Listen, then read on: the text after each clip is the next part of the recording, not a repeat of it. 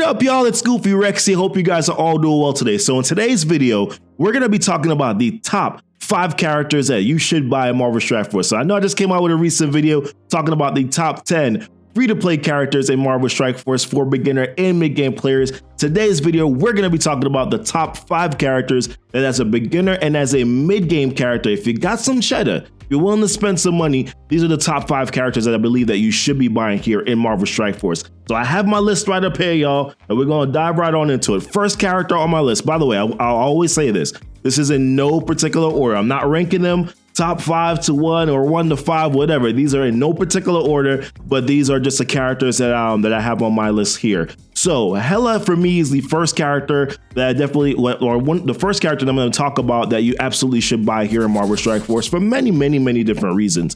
Number one, Hela is extremely hard to get to as a beginner and as a mid-game player. You know, you're going to have to wait until you get to level 70, and you're going to have to use either the Sinister 6 team, Hydra team, or AIM team in order to be able to unlock Hela, right? And we already talked about how before, I've talked about previous videos, this is a game of legendaries and being able to unlock legendaries, right? And Black Bolt is one of the most important legendaries in Marvel Strike Force just because of what he's able to do in different areas of the game, like your Arena Shard, you know, like raids, and of course also being one of the top war offense teams too as well, you know, for Marvel Strike Force, so with the Inhumans team. So realistically, and of course, not just that, right, but Black Bolt also is a key for you to being able to unlock Ebony Maw, right? So you're going to want to make sure that you can get to Hela as quickly as you possibly can. She's the only Asgardian character that you can't really farm early, right? Or you can't farm as early as you want to. Sif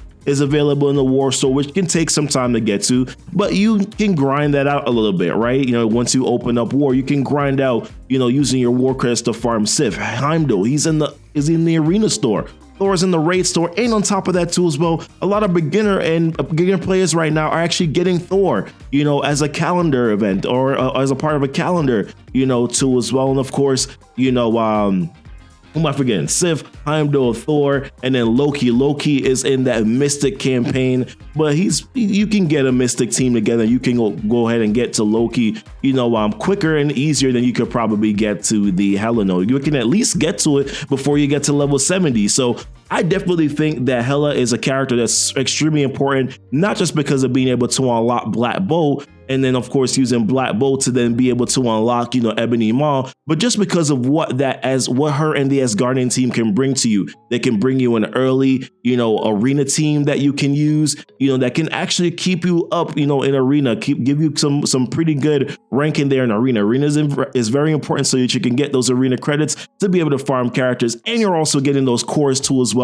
So, you know, there's a lot of factors there when it comes to getting Hela. So, you know, Hela is definitely a top purchasable character in my personal opinion. The Asgardian team is also a team that you can use in your Cosmic, and you can use them in your Mystic campaign. For Mystic, you're going to need to swap out Sif. You know, when I talked about Juggernaut as a top free-to-play character, you know, Juggernaut's another character that you can throw on that team, or Mordo as well as a part of your Mystic team, you know, for your beginner and of course mid-game you know, Mystic team too as well. So yeah, I mean, there's a lot of options here. Hela is a top viable character in my personal opinion, just because of all of those avenues that she's tied to in my personal opinion. She's also a pretty good early raid character that you can use too as well for your Ultimus raid. So definitely Hela is on my list as a top you know, purchasable character that you should get here in Marvel Strike Force. Now, next character on my list is Symbiote Spider-Man. Symbiote Spider-Man, arguably for me, is a top 10 or top 5 character in Marvel Strike Force.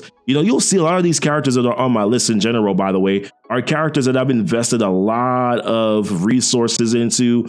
You know, most of them are probably already at gear tier 14. A lot of really strong investment because of the usage and what they provide from our roster. Symbiote Spider-Man, another, you know, top purchasable character. Number one, you're gonna have to get lucky with milestone orbs in order to be able to get him. So that could take a long time. I mean, the drop rate is not that great percentage wise, you know, when you look at it. So when you break down the numbers, it's going to take you, you can open up 100 shards and only get 25 you can open up 100 milestone orbs and only get like 25 shards, for Symbiote Spider-Man. So I mean, come on now, you're gonna, it's not really as lucrative as you could think about to be able to get him. So listen, for Symbiote Spider-Man, man, I think he's a great tune. There's a lot of things that he's able to do. You're able to unlock him early. Immediately, you can have him run through your hero campaign for you. You have him definitely going to be able to use him in raids. He's dynamic in raids, especially,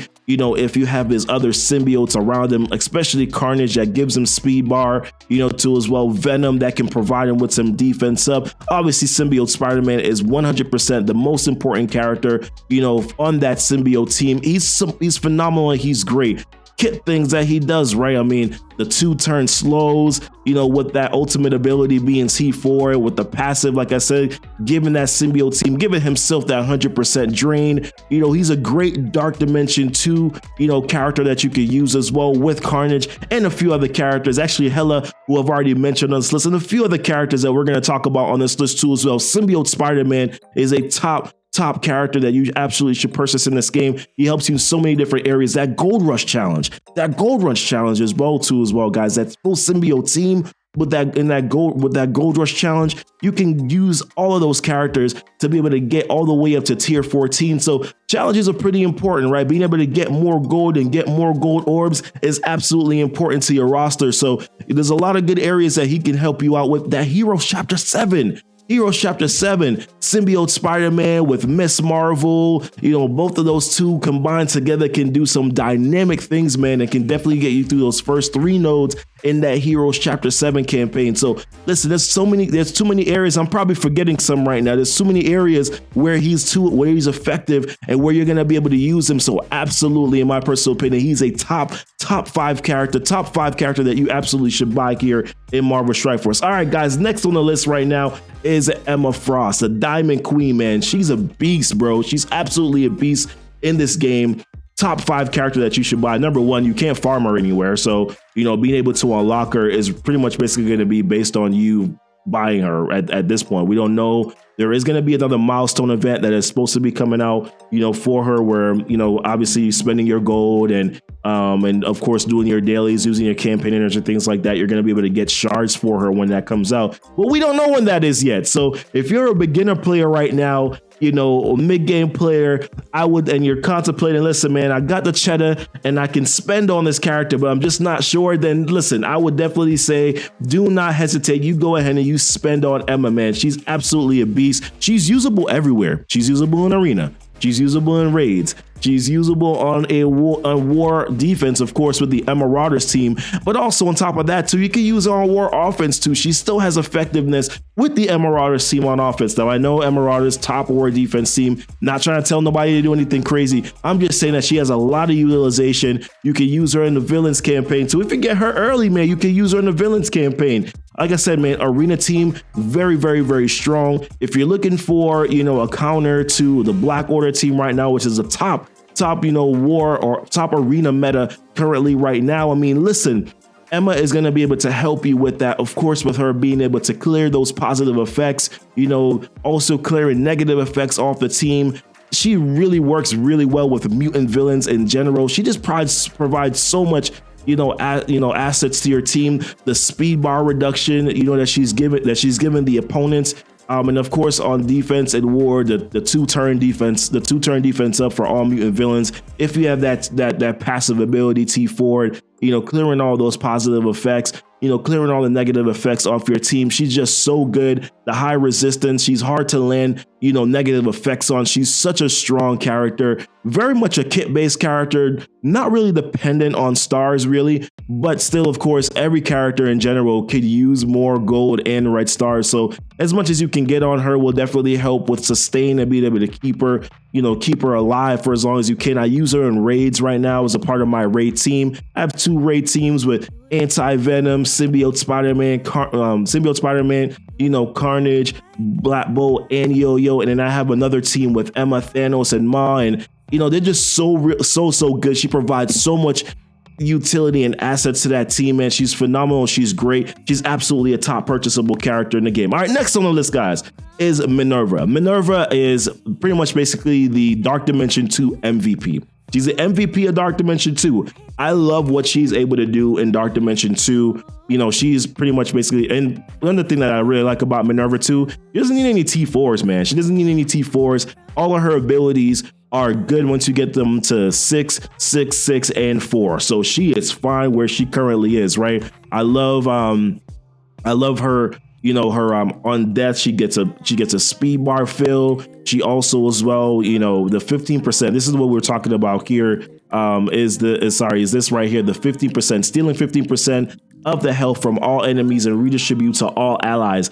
That is probably the most important ability that you're going to use in Dark Dimension 2. It also bypasses heal block, you know, so when she's stealing that 50% and then redistributing it to your allies, she's gaining she's surpassing heal block, so it doesn't matter. She's healing that team all the way up to full. Dark Dimension 2 characters, just in case you don't know, Dark Dimension 2 characters or enemies that you face in Dark Dimension 2, their health pools are absolutely large, you know, health pool. So her being able to take that 50%, redistributing it to your allies is absolutely important. It's also the biggest damage dealing move that you're going to use in Dark Dimension 2 as well. So if for no other reason you're investing or buying MINN-ERVA just simply because you want to solidify that Dark Dimension 2 team, a couple of the characters, by the way, that we've already mentioned. As a matter of fact, all the characters that I've mentioned on the list here are all great Dark Dimension 2 characters. You know, Hela is great in Dark Dimension 2. Like, you can bring in this entire team. Hela, Symbiote, Spider-Man, MINN-ERVA here, Emma, and then you can also bring in Carnage too as well. That will be a phenomenal Dark Dimension 2 team that you can use and might be able to one-shot every single node, but it will definitely get you through it. And guess what? All those characters, by the way, are all characters that are important for your Dark Dimension 3 run too.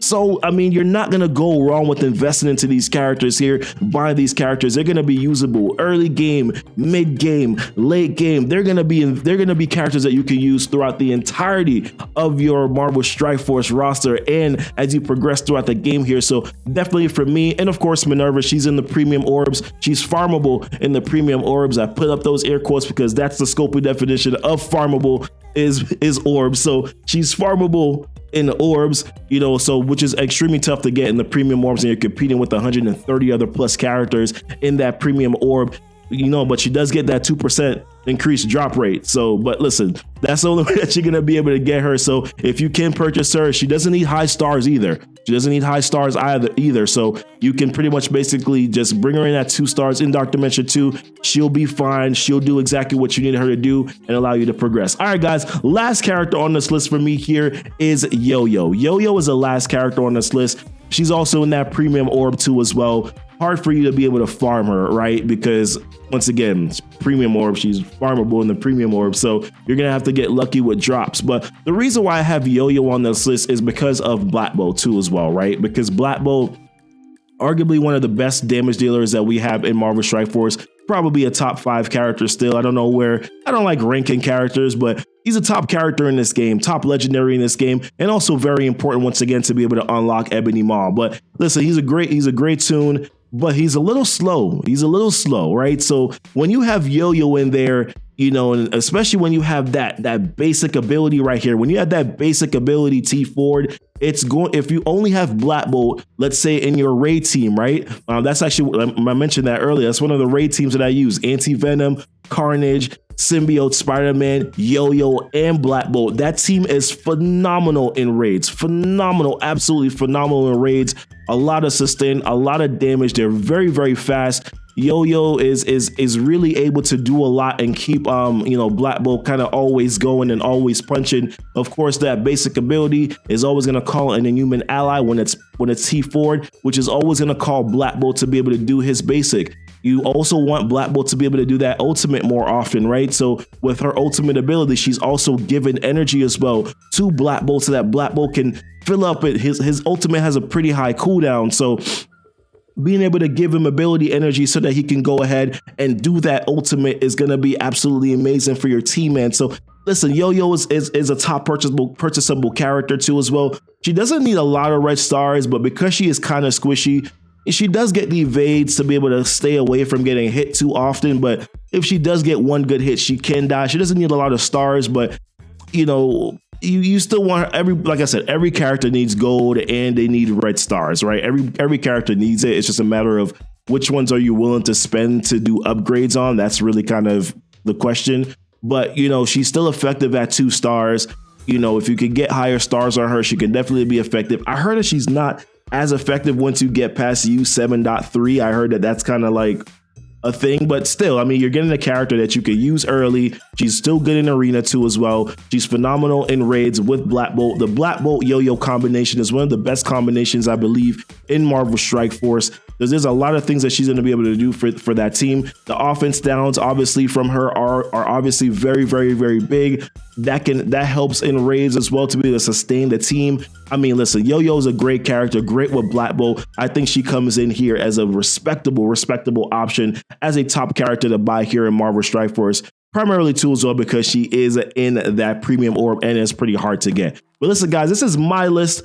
Curious to hear what your guys' list, which characters you would add to the list here, guys. Or do you think I'm wrong with any of the characters that I have on my list also here too as well? But I appreciate you guys so much. Thank you guys for watching so much. Y'all be blessed and y'all be safe.